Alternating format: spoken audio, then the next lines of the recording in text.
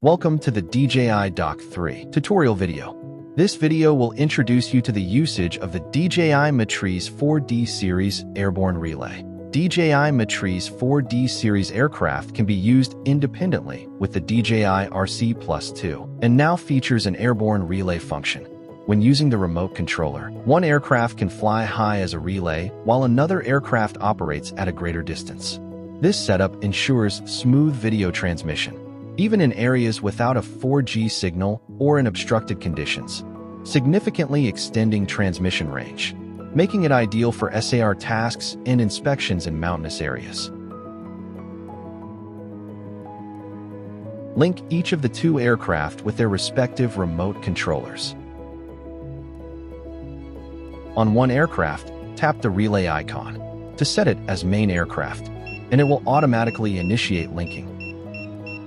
On the other aircraft, tap the relay icon to set it to relay mode. This aircraft will then initiate linking as the relay aircraft and automatically switch the mode. After linking, the app will display the connection status of both aircraft. The current mode of each aircraft is highlighted in color. Tap Relay to choose to exit the relay mode or relaying.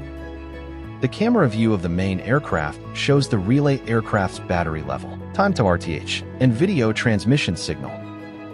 The camera view of the relay aircraft shows the video transmission connection status of the main aircraft.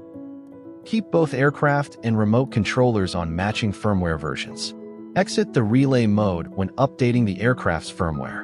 It is recommended that the relay aircraft be at a higher altitude than the main aircraft to achieve better video transmission.